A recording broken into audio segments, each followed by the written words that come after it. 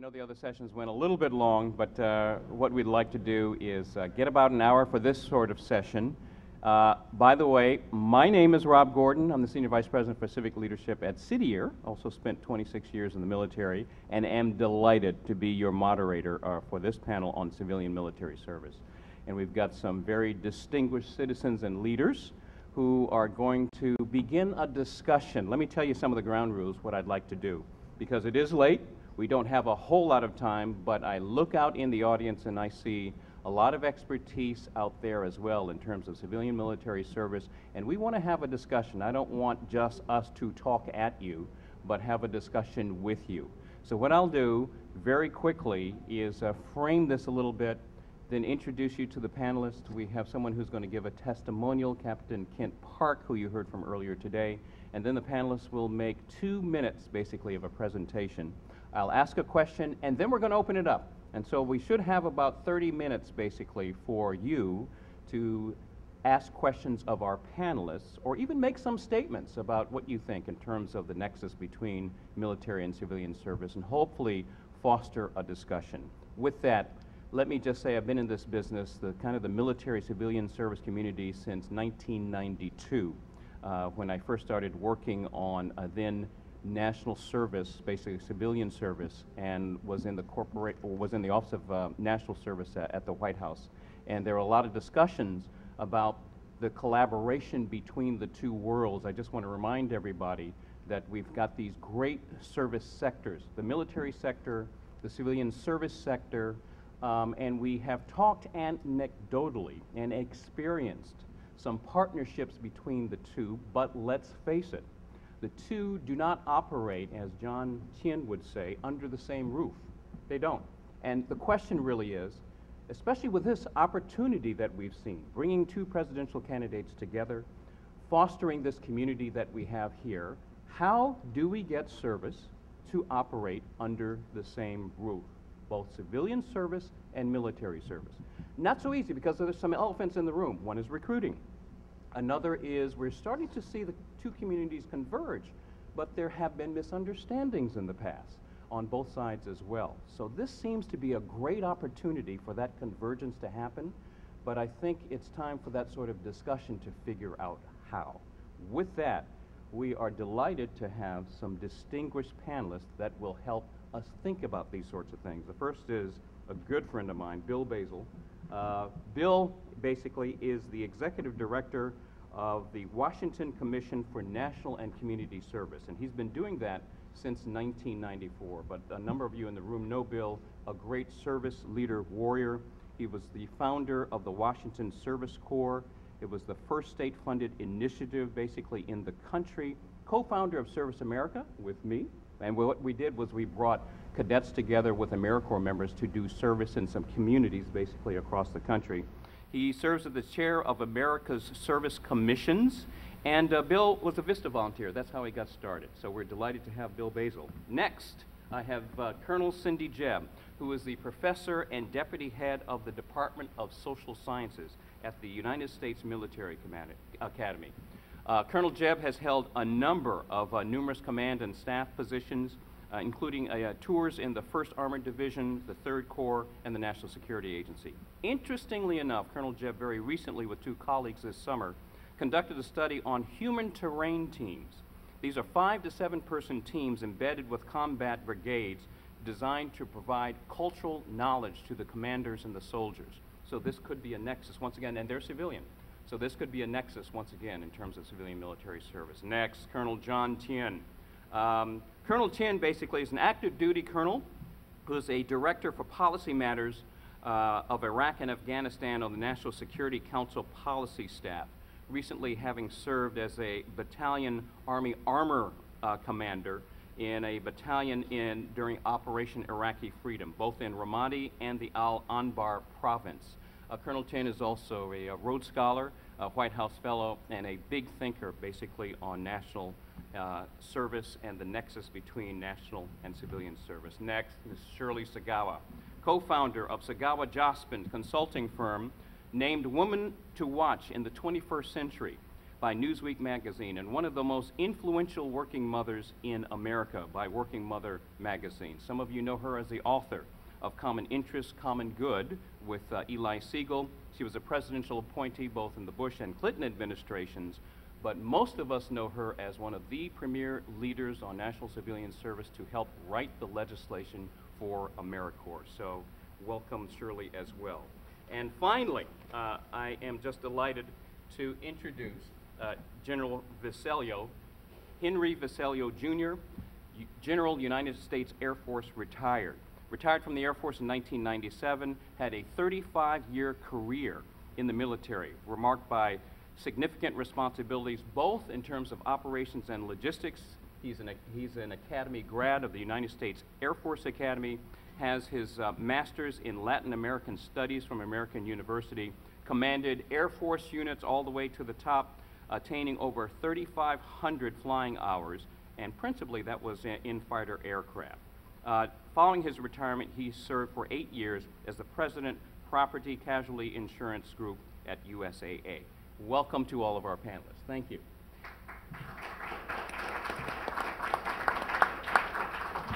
Now, to kick us off, what I would like to do is turn this over to Captain Kent Park. Captain Park, you heard from already today, in fact, he is an Army officer, commander of two companies, one of those deployed in support of Operation Iraqi Freedom in 2005 and 2006 in both Mosul and Baghdad. He's currently attaining a Master in Public Policy from Harvard, the Kennedy School, and will go to West Point after that to teach American politics in the Department of Social Sciences. But he has a number of different experiences that will help frame this discussion on civilian military service. Captain Park. Thank you, sir. As mentioned, I'm currently a student at the Kennedy School of Government, and one of the most often asked questions of me is, why did I join the military? And I answer by telling them that I joined the military for all the wrong reasons. I really wanted to go to West Point, and I didn't even think about joining the military afterwards or the consequences of going to West Point. My real interest was in business, and I was convinced that having West Point on my resume was going to help me get that corner suite and a driver and a very nice car, which of course didn't happen. But I did have a driver, but the vehicle was a Stryker vehicle in Mosul and in Iraq. I had a similar experience to that of what Admiral Mullen had mentioned this morning, which is that I had a experience at West Point that really helped me internalize the whole concept of duty, honor, country, and this bigger idea about service. And that happened primarily through my interaction with professors. And this has no bearing with the fact that I'm going back to West Point as a professor, but the professors at West Point are just absolutely incredible. And those are the individuals that I wanted to emulate when I went there. When I saw them, they were incredible officers, distinguished officers, but they also had graduate degrees from some of the top universities around the world. And with their resume, they could have been making 10 times what the Army was paying them. But they were there day in and day out, and even on weekends, teaching Cadet Park about American politics. And that had initially had me baffled, but it also got me inspired.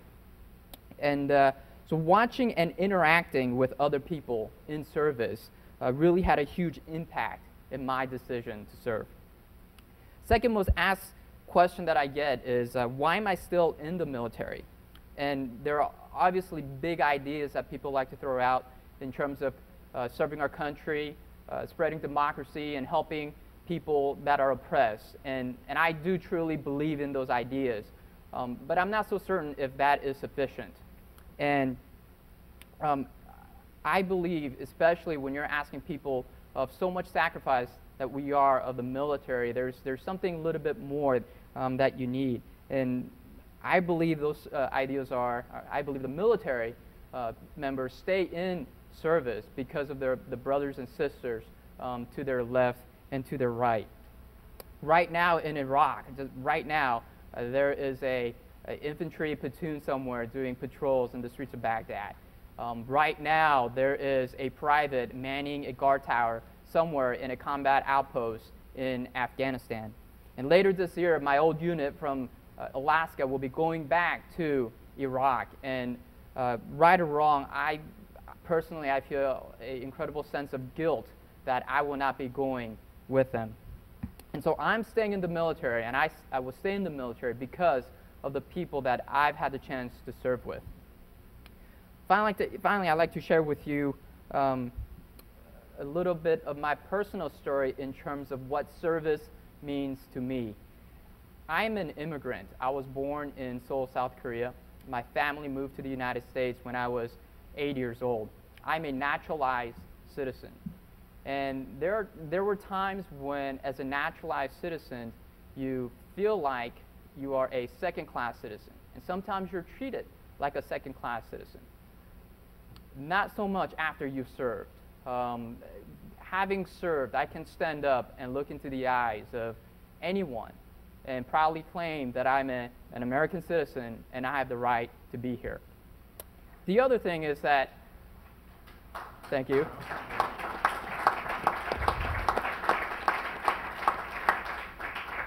The other thing is that whenever I'm in uniform, I have random people who come up and they thank me for my service. And they want to talk and they want to make some kind of connection with military service. And they'll talk about their brothers or sisters or somebody in their relatives that is currently in Iraq or Afghanistan. They'll sometimes talk about their parents who retire from military service. And sometimes they'll talk about their grandparents who served in World War II. And every time they talk to me about that, you can almost see a little twinkle in their eyes. And there's an overwhelming sense of pride in the connection that they can make with military service. I have a son, I have two sons, one 4-year-old and one that's just 6 weeks old. And when they grow up, I want them to, well, first, I want them to serve in their own right. But second, I want them to also have that same twinkle in their eyes and be able to make that connection proudly with military service. Thank you. Thank you. Thank you very much, Captain Park. I want to use those comments now basically to move to our panelists, and they will make some remarks for a couple of minutes, starting with Mr. Bill Basil, and then we'll open this up for questions and discussion. Bill. Thank you, Rob. It's a pleasure to be here with all of you. I just want to make about 5 quick points and let the audience kind of think about it and provide some feedback. Since the beginning of AmeriCorps, our country's national service program in 1994, about 540,000 folks have served. Of those 540,000, 11,000 were veterans. And I think we have an interesting story to tell about people who have served their country twice. They served honorably in the military, and they've served honorably in national civilian service. This is a unique group of individuals, but it's becoming more and more common, as I see it, where as Captain Park was talking about this generational of service, I just spoke at a graduation event, where the mother and the father served as a chief petty officer and a chief warrant officer in the Navy. They came back from the Navy and served in AmeriCorps, and now their 2 children have just served in AmeriCorps. You think about patriotism in the sense of duty. There was an ability for those kids and those parents to be very proud of what those young people did. But I want to talk more about what's going on today and where I think there's this nexus. There's a large number of members of our military who are still serving, but they're not able to contribute. And I'm talking about the members of the military that are part of our warrior transition units. They are recovering from wounds suffered in Iraq and Afghanistan. They are taking treatment, they're serving together, but I think enabling them to serve in AmeriCorps, serving alongside AmeriCorps, tutoring struggling kids in schools, kids that we know who don't read at grade level, who exit elementary school without reading at grade level, 80% of them will drop out of high school. It's a pretty simple intervention, having a caring adult who will read and tutor a struggling reader. And there's no one better, I think, than someone from the Warrior Transition Unit who is looking for a way to give back. I think there is a common bond there with them and members of AmeriCorps serving in those struggling schools. And it would also provide an opportunity for those members of the Warrior Transition Unit to earn the Military Outstanding Service Award, which is a medal, which is a ribbon that is given to all members of the military who volunteer and serve beyond their tour of duty. Two, I think there's also a connection with military dependents. I think the chairman of the Joint Chiefs of Staff, Admiral Mullen, talked about the tremendous sacrifice that members of the military, not only themselves but family, make. As I alluded to earlier, enabling dependents, spouses, and children to also be able to be of service through the counterpart, National Civilian Service in AmeriCorps, is another wonderful opportunity for them to also become involved. A third, I think, way for this nexus to be realized is to look at the potential of leadership. You heard this afternoon and last night about this tremendous scaling up of national service. Well, where are the leaders going to come from to run these national service programs? Well, I see them in military uniforms here today because we have experience, again, in a national service program in our state that Rob and I worked with, where the leader of that program was the senior master chief of the entire Navy in the late 1980s, who served on riverboats in Vietnam, who served in some of the most dangerous missions underwater in the Barents Sea. I can't tell you what that's about, but I think you know what it's about. He is the kind of leader that really cares about those individuals who serve. And you better believe that when an audit is done on his AmeriCorps program, he's the kind of guy that drives auditors crazy because they can't find a thing wrong. There is more paperwork that's done right in that program than any AmeriCorps program I've ever seen. And it's because of the discipline, the ability to follow through. Fourth, I think, individuals who have served in the military can be excellent members of our boards and commissions. The commission that I am responsible for is appointed by the governor. There are 50 of them. We need youth commissioners. I can't think of anyone better to serve on a youth commission than someone who has completed his or her military service. Our governor, Chris Gregoire, just appointed this person as a youth commissioner. He was on the cover of Time magazine April 7th, 2003. He is now, I'm proud to say, a community organizer. He served in the Marines in the initial invasion of Baghdad.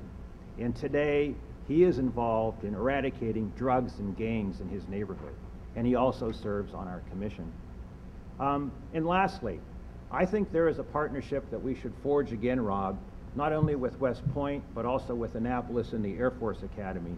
And that's to enable individuals who serve in our military during their summer to be able to serve in national civilian service with AmeriCorps members. And there is a special person that we were talking about earlier who served in Service America with us. His name is Todd Bryant. And I would commend to you to think about Todd because he not only served with us, but he also, when he left us and graduated from West Point in the class of 2002, went on to serve as the first group of the class of 2002 in Iraq. And tragically, Todd lost his life. But what we did is formed a fund at the school that Todd served at. Todd, when he wrote to his parents, one of the last messages he said was that he always wanted to be a teacher. And he thought that after he concluded his military service, he would become a teacher. And so what we did is in the library of that school that borders on a public housing project, Todd's friends, classmates, and others continue to contribute to the fund, the Todd Bryant Fund, that brings reading books to that school. Now here is the interesting piece. By all accounts, because that school is a high-needs school, it has large numbers of kids on free and reduced lunch. It's adjacent to a public housing project. The reading levels in that school you would think would be low. They're the highest in the district. I don't know who is watching over that school, but whenever you go into that library, you see Todd. And Todd's vision and spirit is still there. And the volunteers and the teachers know Todd is still there. And I think that's one of the major reasons why we have this tremendous bond at that school, and I think there's a tremendous intersection for what we can do together in national civilian service and national military service. Thank you very much, Mr. Basil. Colonel Jeb.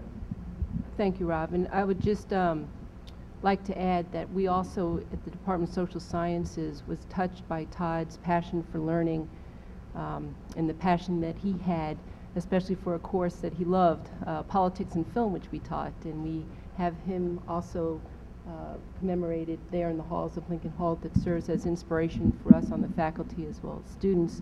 I would also mention, where's Ken? Thank you very much for those opening words.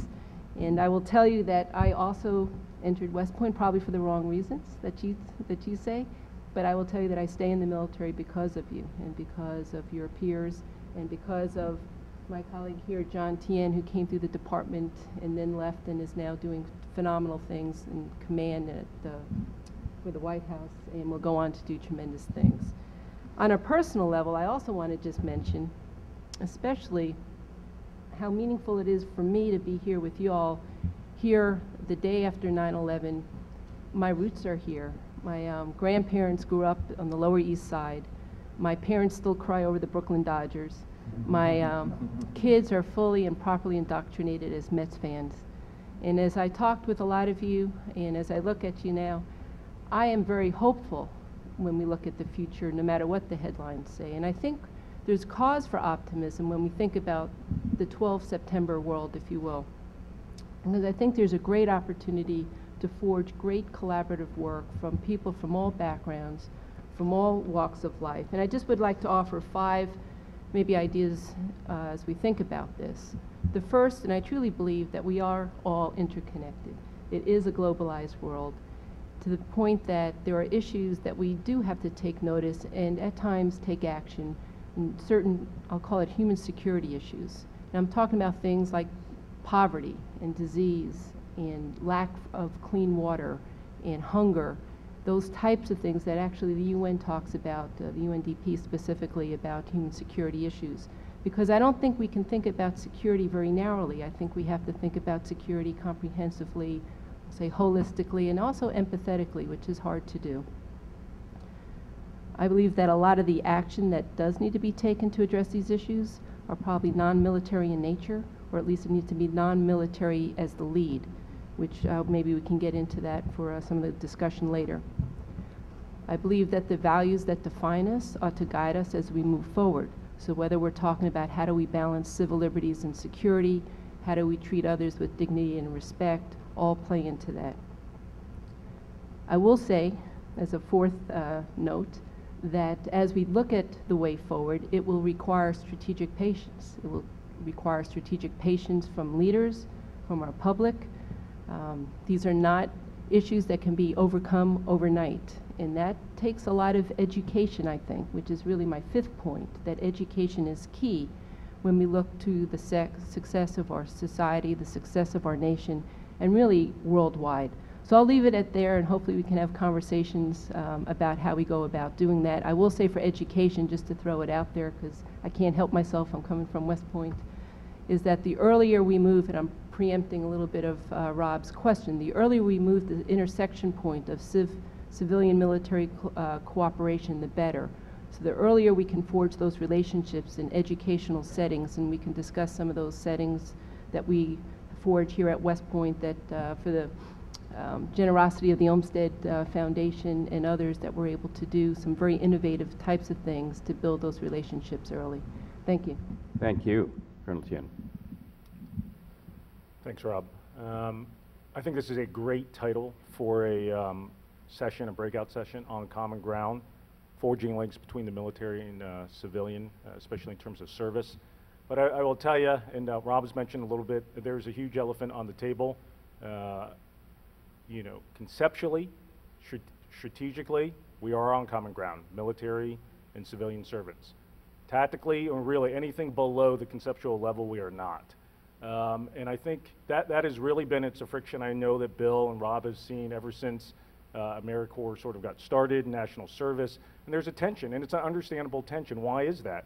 If you look at the Constitution, the military's role, stated one, is to fight and win our nation's wars, and that's you, taxpayers, whether you're in the military or civilian service, that's what you want us to do. And if you look at that, if that's the coin of the realm, and as it should be, normatively as it should be, to fight and win our nation's wars, oftentimes it makes probably not much tactical sense, procedural sense for us to be too involved in something like this. And it's a little bit of a shame, but it's a reality. However, I think what David Gergen said today and what General Freakley, I've been involved with this for about a decade too, not as much as Rob. I'm one of Rob's former sort of students in many ways. And we have tried many times to sort of get over these hurdles and these obstacles. And I would say we've probably failed. I mean, you guys have done a great job, but we've really never gotten to the level that General Freakley got today in that room, and the way he characterized it too. However, General Freakley is one of probably tens of thousands who, as an individual, like Admiral Mullen, believe very seriously and very passionately that there can be common ground, both strategically and tactically. Well, we have to move, and this is really more of a statement out to you. There's a lot of experts in here. I met Barbara over here who does Give an Hour from a civilian institution, and this is great. So we're already gaining some fusion here. However, if we don't move it forward, sort of like what Senator Dodge said, if we don't move it forward from here, and we, especially in the military, don't move it forward into an institutional buy-in of how you can achieve common ground, then when General Freakley moves from Accessions Command to, let's say, become the Southcom Commander, that's probably going to move with him. Maybe the next Accessions Commander, CG, will be as passionate, but he might not be. Maybe the next chairman will be excited about it, but he probably is going to be very focused on those near-term sort of issues like winning and fighting our nation's wars. However, I think we don't want to miss this opportunity. And the legislation is going to go forward. The Kennedy-Hatch or Hatch-Kennedy, however you want to say it, it's going to go forward.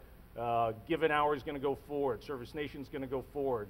AmeriCorps is going to go forward with or without the military. And what we've got, I think, from both the civil and the military, we've got to find a way to institutionalize what the military involvement is going to be. And maybe at the end of the day, it's okay to say, and it suffices to say, that the military's role is one in which we accept very publicly, proudly, and in uniform today. I mean, even this was a move to have us sit up here in uniform today alongside servants like, well, Basil, I won't include you now because you're a former military, but Shirley and other civilian social entrepreneurs. Maybe that's enough, because we definitely want to be under that same tent, under that same banner, not because it accrues some tangible benefit to the military. It isn't about recruiting, and it isn't necessarily about helping wounded veterans. It's maybe about saying that it's all part of that same American narrative, that same part of American story, and if that means we can expose our wounded warriors, of which I had many in Iraq, to the rest of America through a very neat and sort of social entrepreneurship program like Bill's talking about, just reading to them, then that's good. But to get even to there, we've got to get over that institutional elephant. And General Freakley hasn't stepped back in the room yet, but we have some other retired general officers in the room. We've got General Freakley's aide here, Paul Garcia. More importantly, we have a serving, active, one-star promotable general, Greg Martin. If I'll embarrass you to stand up, sir. He's going to be a two-star, soon to be the head of the Army Corps of Engineers at Fort Leonard Wood, one of the most strategic thinkers we have on this civ-mil kind of relationship. But at the same time, probably an individual first for national service, institutionally, probably not quite there for the Army, because we're still looking for that.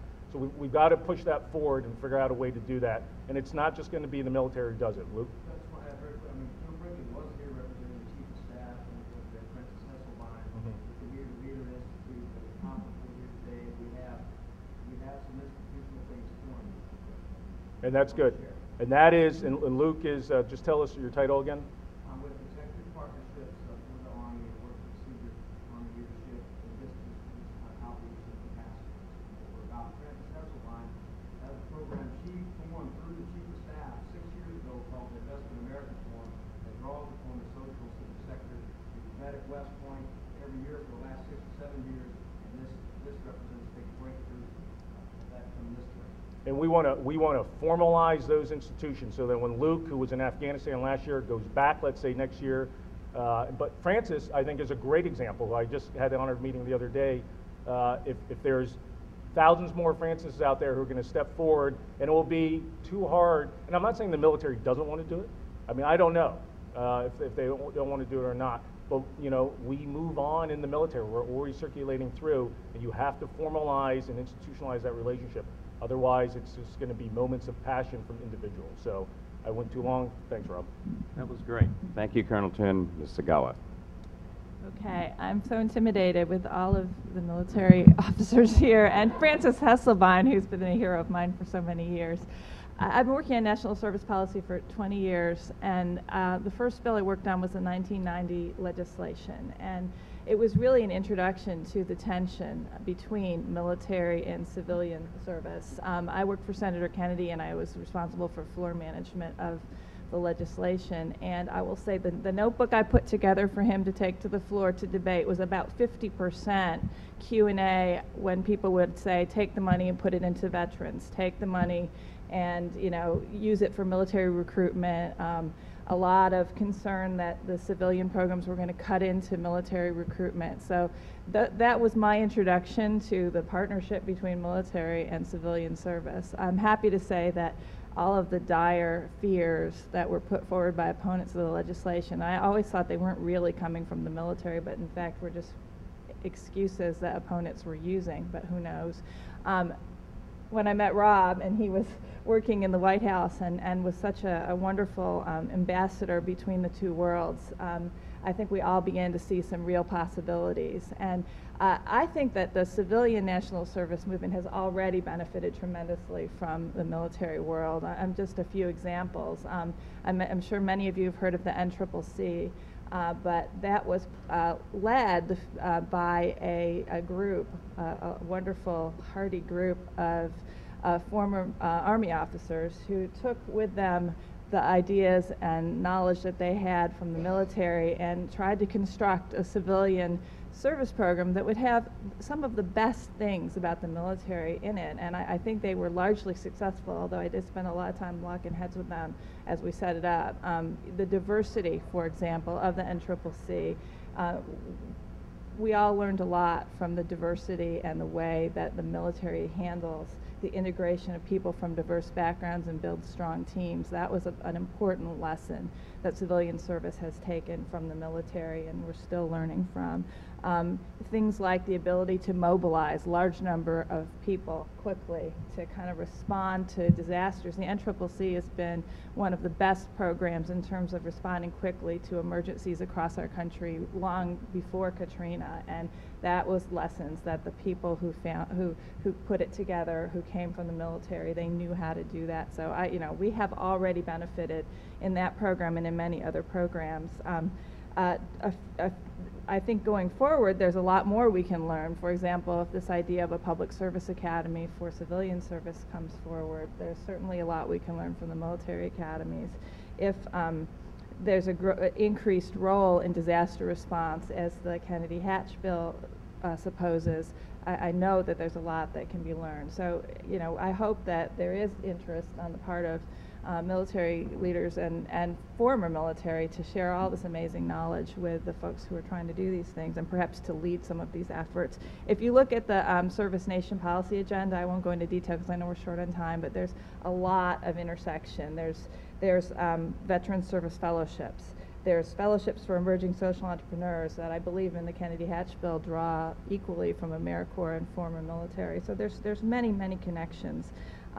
Finally, I've got to say that, since I was introduced to this whole topic with this notion that somehow if people were invited to serve in AmeriCorps that nobody would want to be in the military, I think we all can benefit from the sort of inspired patriotism that we heard last night from both of the candidates, and that if we're able to break through and really make all Americans ready to serve in whatever way they are capable of serving, that both military and civilian service will benefit. And I think we go forward together, or we don't go forward.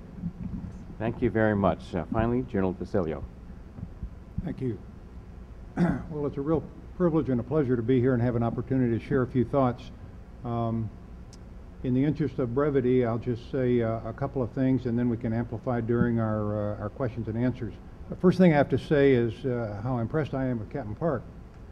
That was a great presentation. He's got a terrific career going. I have to say that throughout 35 years of Air Force duty, I can't think of a time when my prospective next boss said nice things about me before I even showed up for work. So my money's on your future.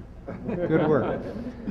I am delighted, I think above everything else at this forum, this summit, to see the emphasis on forming a professional cadre of service-focused people who we hope will make this passion and this endeavor a lifelong life's work, so to speak.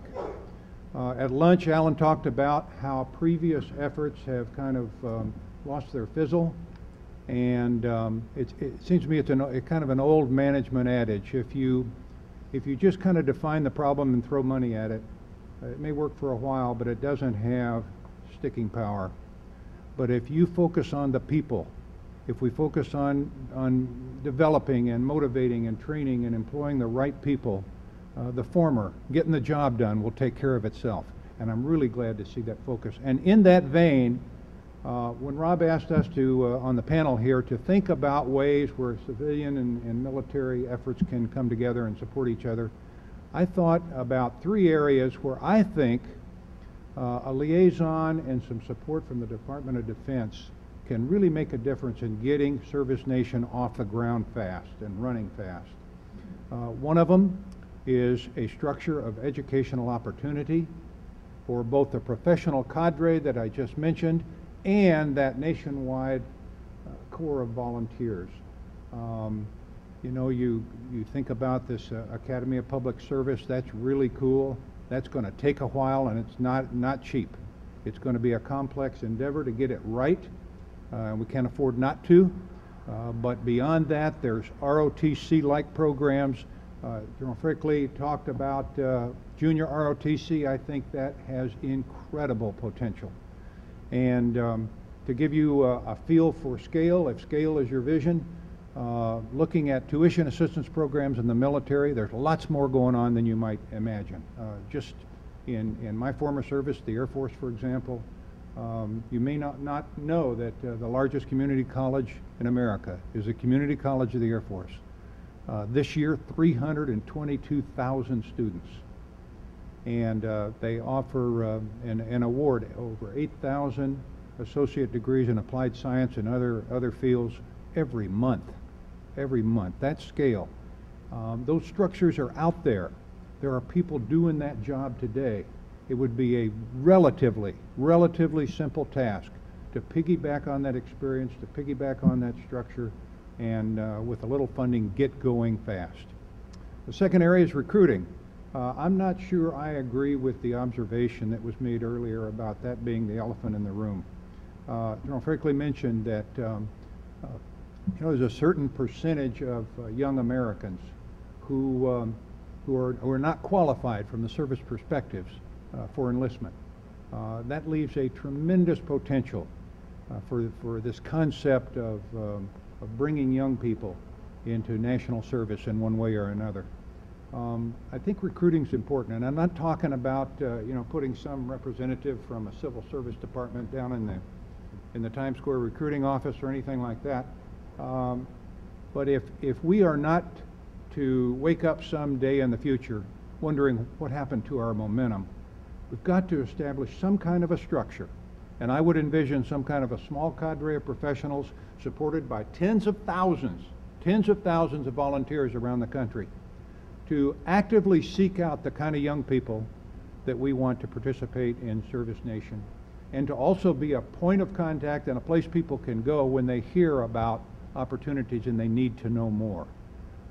That will give us some lasting power, and it won't just be something that is exciting in the short term, but kind of eroding over time.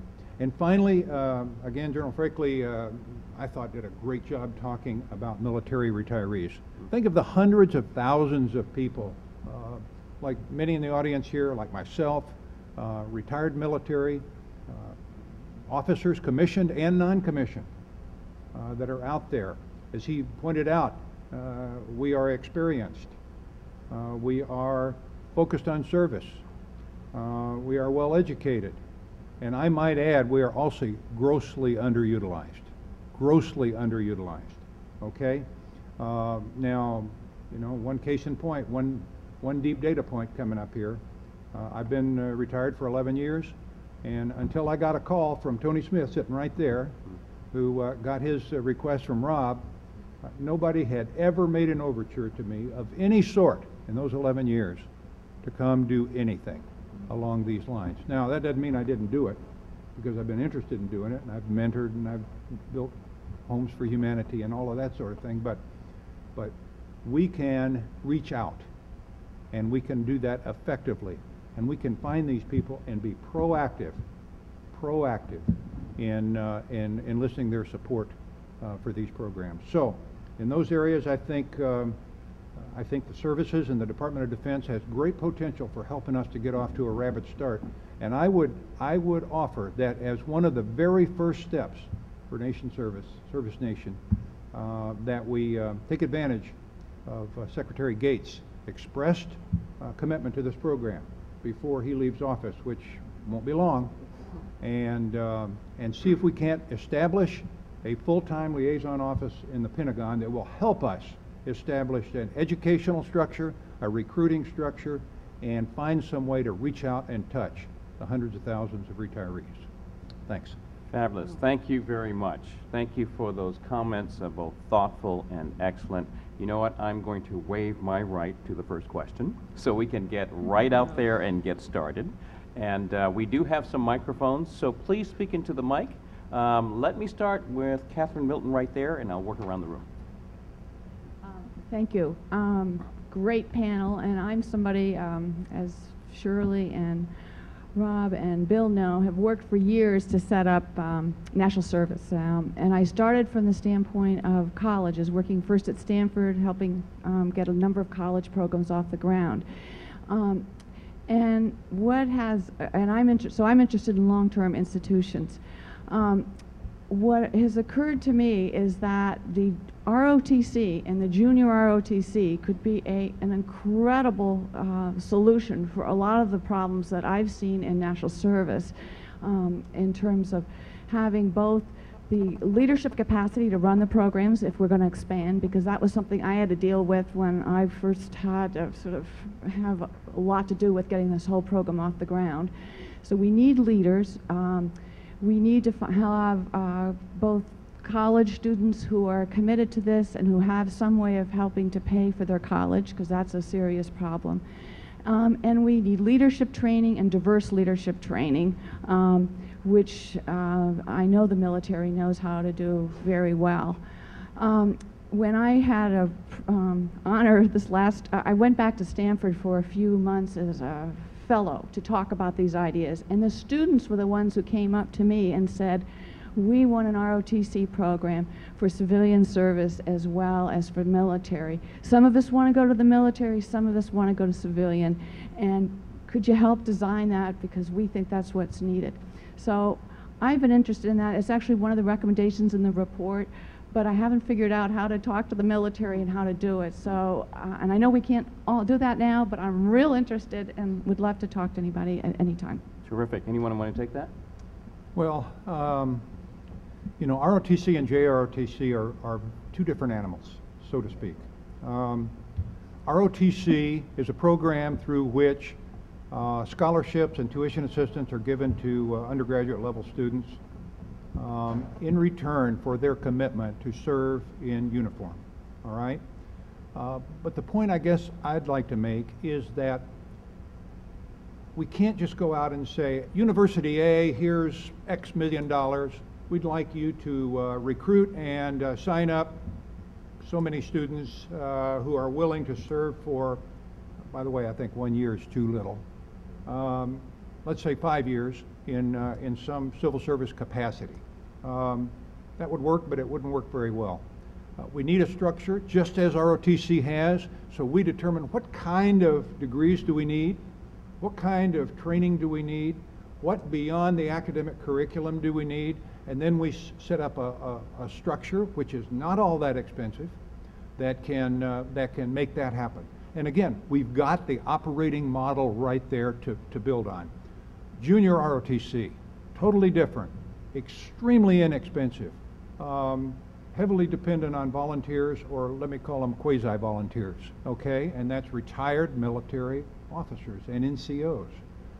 The focus there is to provide for young high school kids a structure through which they probably receive their very first exposure to discipline, organization, interdependence, some of the basic lessons of Civics 101, and while they're doing this, they provide services to the community. It is extremely popular. It is most effective and most popular in areas where kids have little else going for them, like inner city. And boy, I'll tell you, I hope we go strongly in that direction. Thank you. Anyone else from the panel? Well, I mean, there's a lot of sort of hands getting raised out here. I'd like to make the larger point on Catherine. It's a great idea.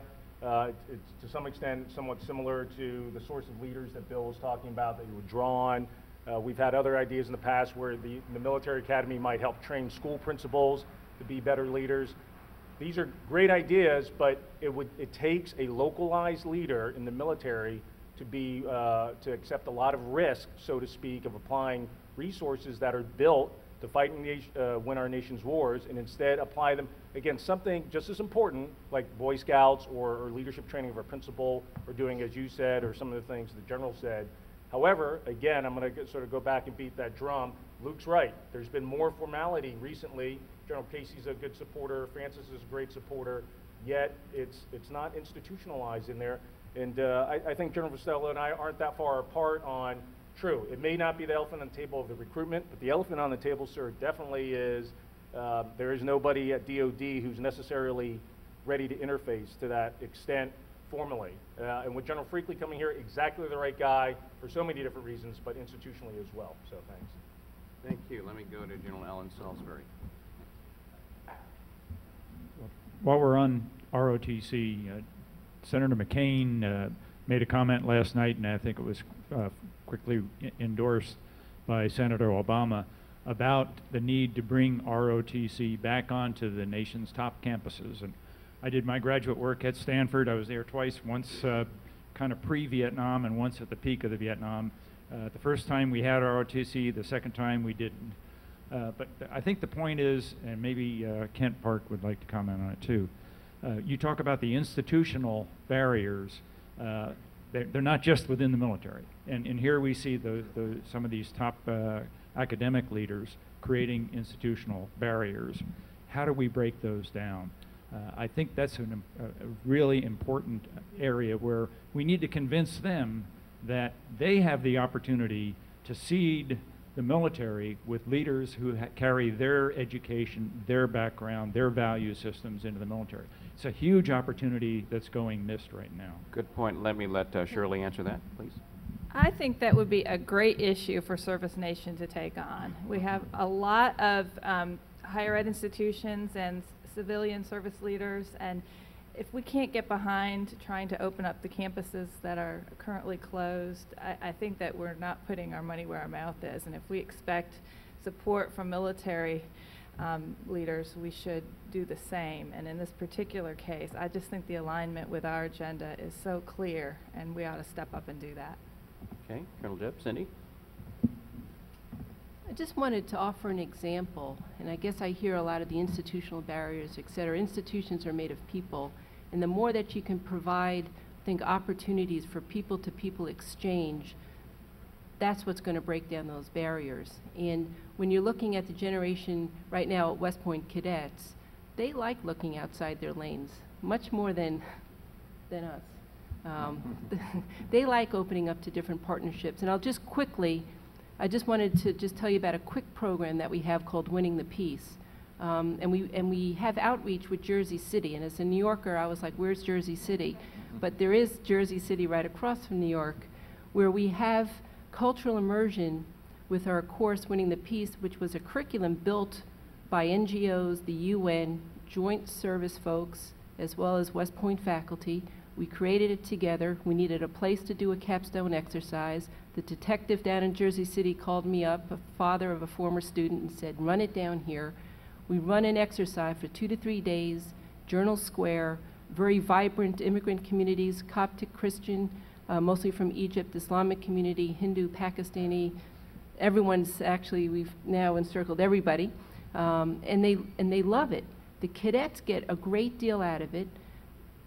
The community gets a great deal out of it. The police-community relationships have grown tremendously because of how the police have sat in the classes and have got to know the community as well. So I think when we're able to discover forums like this that are mutually beneficial, and it's not just one way because everyone is gaining from this, that's where we need to do, and to create those people-to-people forums is so, so important, I think, to knock down those barriers. Good point. Let's move over here. My name is Al Brandel. I'm the president of Lions Clubs International, the world's largest community service organization. I'd like to shift this a little bit, if I may. This entire session, not this session, this entire forum has revolved around AmeriCorps, Peace Corps, and it's very appropriately so. But there's one aspect, when I think of service, I think of community service. I just got back from China, from the earthquake area, where our organization supplied 1,300 tents that were transported by the Swedish authorities down to the earthquake area. One thing that we've done, we haven't even scratched the surface working with the military, but we have had some success stories, and there are a lot more to be had if you will work with us. Recently, a sergeant who was based in Alaska, Army sergeant, from Crandon, Wisconsin, found a young girl in Iraq, named is Sahara.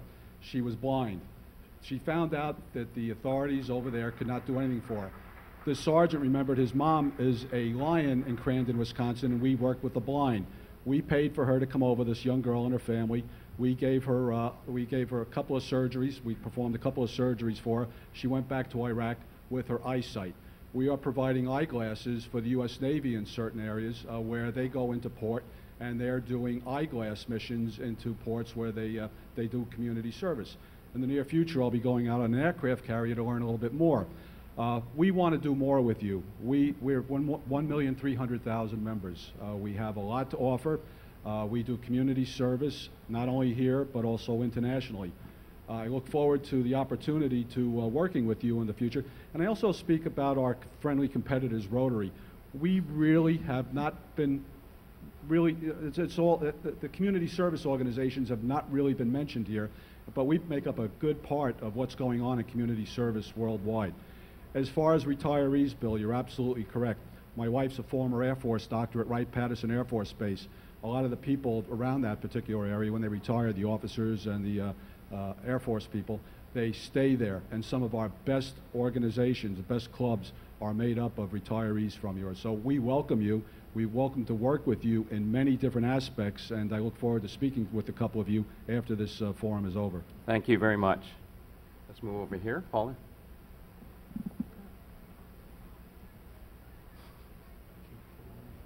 I'm going to expose my ignorance and ask a question about the infrastructure that exists within the civilian sector. I understand what's going on in the military. I'm a former military officer. But if one of the presidential candidates last night mentioned having, I think it was Senator McCain, having somebody down the hall that oversees all of these initiatives, which would be great. But who would that somebody be, and is that enough? And could somebody just briefly, in elementary terms, explain what currently exists as far as infrastructure in the government civilian sector? Let me let Bill and Shirley take that on. Bill? In 1994, the National and Community Service Trust Act that was formed created the Corporation for National and Community Service. And the corporation is akin to the Corporation for Public Broadcasting or other types of, it's not a cabinet type agency, it's an independent agency where the board members, if you will, that are appointed by the president, confirmed by the Senate, the CEO is appointed by the president.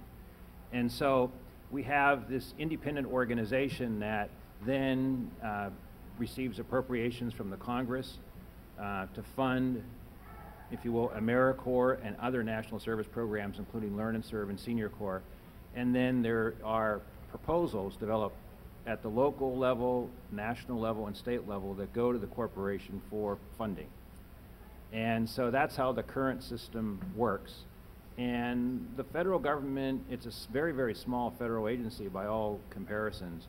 And they act as basically the stewards of the public funds and make ultimate decisions on what is funded and what is not, and conduct the oversight that's required. Thank you, Bill. Shirley? Let me just in elaborate a addition? little bit. I think what Senator McCain was referring to, and I certainly can't speak for him or the current president, but it's been historically, for the last 3 administrations, there's been at one time or another an office in the White House that headed sort of civilian national service. And I think that Senator McCain was saying he didn't think that elevating the corporation head to cabinet level would be as valuable as continuing that tradition of having someone in the White House who manage that function, but it's never really been connected to military service, so that might be another direction. We have time for just one more question. Let's go here. My name is John Rowe, and I'm the National President of Vietnam Veterans of America. One of the other missing groups in this whole thing today is the Veteran Service Organizations. And also, when I got out of the service, I was an E4. And there are a lot more me than there are you. As nice as it is to have all of you involved here, but there's a lot more E4s getting out than 07s. However, having said that, we are also, I think, where the military does meet the civilian operations. We bring our military experience, obviously, not even as limited as it may be, even if we only serve 2, 3, 4 years, whatever the magic number is. But we do bring that with us. And I think our motto of our organization is in service to America, and we take that seriously. And all my chapters, despite the fact that our main mission obviously is fighting for veterans issues nationally, and we do have a lot of, I live in Washington, D.C. half the time, even though I really live here in New York City. But at the local level, my chapters, almost 700 of them, do a lot of community-based service work. And it really runs the gamut, and it's not just some of it's taking care of the new vets coming home, but a lot of it's working with the little leagues, working with groups. We have a program called Veterans Against Drugs. There's just a lot of other kinds of things, and I think that we probably, and we're a small organization compared to the Legion and the VFW, and they should really be in this room too, which I'm a little annoyed they're not. They're invited, but I understand that, and like I said, I'm a little annoyed that my colleagues aren't here, and I belong to all of these groups. But I think that we really are the focal point. By the way, the one other thing I wish that I would love to see is more 07s, 8s, 9s, and whatever coming to veterans organizations. You don't belong to veterans organizations by and large. And it's nice you got MOA and you got all these wonderful other organizations to keep you in tune with your work when you retired, which I understand that, but we could really use you in the veterans groups too. We could use your expertise, we could use your leadership, and you know, you're leaving it up to the buck sergeants, and it's not good enough. So I leave you with that. Thank you. Comments? well, and as you know, sir, or as you alluded to, the VFW American Legion were invited, and for a variety of reasons weren't able to attend. I think a little bit, though, is sort of, you know, once the train gets moving, folks realize it, but it's a little bit too late. And the great success of ServiceNation and the summit is in itself a success because it will bring other people on board. The question, though, now remains is for the folks in this room, some of them who are leaders, and some of these, especially these veteran organizations, have to go back out and, you know, take the pamphlet and say, wow, look at this, you know, Alicia Keys sang, and it was closed by the Terminator. So, I mean, if that's what it's going to take, and then the same thing I think goes, and I'll get back on my hobby horse, which is to say, General Freakley, I know, is going to go back, and Luke's going to go back with General Casey. But, you know, we're also talking a lot of Army stuff here. The Admiral came in, but he's really not Navy. He's the chairman. So we've got to do a good job, sir, and reach back out. And I don't think it was on purpose that the Air Force was less represented. But, you know, we got to engage the other elements of the service, too. And National Guard is another sort of piece we haven't talked about. Bill, final word. Final word is just, I was going to say very briefly that as this movement builds, we've never done anything in this capacity before. I think there's been some great suggestions, and I think one of the things, and I'm part of the Voices leadership, one of the things I certainly will learn, I have learned today and will take back, is we will have the various service organizations as part of this, Lions, Rotary, Elks, all of them, and all of the veteran service organizations will get a formal response or formal request to be part of this whole group. Because I do believe that if we can work this together, there's more work than any one of us can do by ourselves. But together, we can provide service opportunities for everyone. And I think that one of the things we've always learned is once you have served, you serve for a lifetime. Yeah. And so it is a shame when someone who retires is not called back to serve. And I think if ServiceNation is going to work, we're going to call everyone back, because the problems are so great, and we can use all the talent that's in this room and around the country. Sir, can you ask General Palmer what our purpose statement was that you came up with, sir? General Palmer was my superintendent at the United States Military Academy for many of us back in 1997 to 1992. So sorry to put you on the spot, sir, but that's one of my former students. But I'm used to it. That's what's one. Provide the nation with leaders of character who serve the common good. And that's in a lifetime too. Absolutely. And it is that part of leaders of character for a lifetime service the nation. You know, ServiceNation brought together leaders from different sectors to start this discussion of how we could make service endemic and an elemental part, basically, of our American society.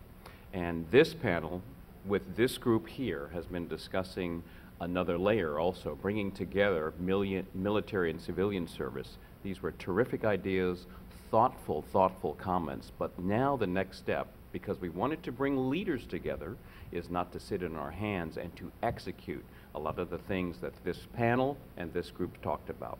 So I would just enjoin all of us to think about what we said, to think about how we move forward from here, to do the kinds of things that we talked about, and to once again build those bridges, as John said, to get beyond basically some of the debate and some of the ideas to some of the action. So I want to thank my panelists. I want to thank you very much, and let's serve this country. Thank you.